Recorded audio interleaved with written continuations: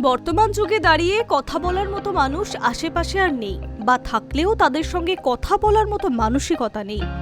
একাকিত্ব কাটাতে হোক বা কোনো জটিল সমস্যার সমাধান খুঁজতে মানুষ এখন রক্তমাংসের মানুষের চেয়ে এআই চ্যাটবোটকেই অনেক বেশি ভরসা করছে। অনেকেই মনের এখন কিছু গোপন কথা চ্যাটজিপিটি বা ক্লডের মতো চ্যাটবোর্ডের সঙ্গে শেয়ার করে ফেলছেন, যাতে মানুষ নিজেই নিজের ক্ষতি ডেকে আনছে। এআই অনেক সময় তাদের ভুল পথে চালনা করছে। এমনকি আপনি যে মনের গোপন কথা শেয়ার করছেন, সেটা ভবিষ্যতে আপনার জেল হওয়ার কারণ হয়ে দাঁড়াতে পারে। সম্প্রতি আমেরিকার এক আদালত এমন রায়ের দিকেই ইঙ্গিত করছে। এমন একটি ঘটনা ঘটেছে নিউ ইয়র্কে।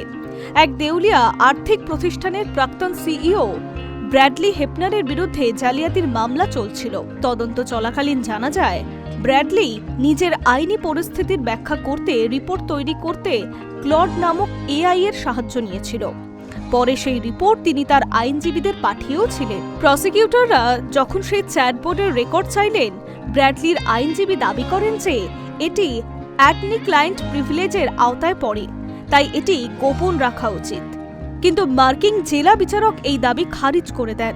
তার সাফ কথা, এআই কোনো আইনজীবী নয়, তাই তার সঙ্গে করা কথোপকথন মেটাও গোপন বা সংরক্ষিত নয়। ফলে ব্র্যাডলিকে তার 31টি গোপন নথি আদালতের হাতে তুলে দিতে হয়েছে। কেন এআই এর সঙ্গে কথা বলা ঝুঁকিপূর্ণ? প্রথমত, আপনি আপনার উকিলকে যা বললেন তা আইনত গোপন থাকে, কিন্তু এআই এর ক্ষেত্রে এমন কোনো সুরক্ষা নেই। পুলিশ চাইলে আপনার চ্যাট রেকর্ড সংস্থাগুলির থেকে চেয়ে নিতে পারে। দ্বিতীয়ত, আপনি যখন চ্যাটবোটে কিছু লেখেন, সেই তথ্য এআই এর সার্ভারে জমা হয়। অনেক সময় হ্যাকিং বা যান্ত্রিক ত্রুটির কারণে সেই গোপন কথা প্রকাশ্যে চলে আসতে পারে। তৃতীয়ত, এআই অনেক সময় আত্মবিশ্বাসের সঙ্গে ভুল বা বিপজ্জনক আইনি পরামর্শ দেয়, যা মেনে চললে আপনি বড় বিপদে পড়তে পারেন। অন্যদিকে এই ঘটনার পর সারা বিশ্বের আইন সংস্থাগুলি তাদের মক্কেলদের কড়া সতর্কবার্তা দিচ্ছে। চুক্তিতে স্পষ্ট বলা হচ্ছে, আইনজীবীর পরামর্শ যদি কেউ এআই চ্যাটবোটের সঙ্গে শেয়ার করেন, তবে সেই তথ্যের গোপনীয়তা নষ্ট হবে এবং আদালত তা প্রমাণ হিসেবে গ্রহণযোগ্য করতে পারবে। এক্ষেত্রে আপনি কি করবেন? কোনো আইন বা অপরাধ সংক্রান্ত বিষয়ে এআই এর সাহায্য নেবেন না। নিজের মামলার কোনো নথি বা ডিটেলস চ্যাটবোটে পেস্ট করবেন না।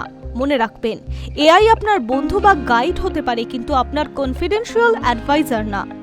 পরিশেষে বিপদে পড়লে চ্যাটবোর্ডের বদলে রক্তমাংসের উকিলের ওপরেই ভরসা রাখা নিরাপদ, কারণ দিন শেষে চ্যাটবোর্ডের কোনো ইমোশন নেই, আর আইনের চোখে আপনার প্রাইভেসি রক্ষা করার কোনো দায়ও তার নেই।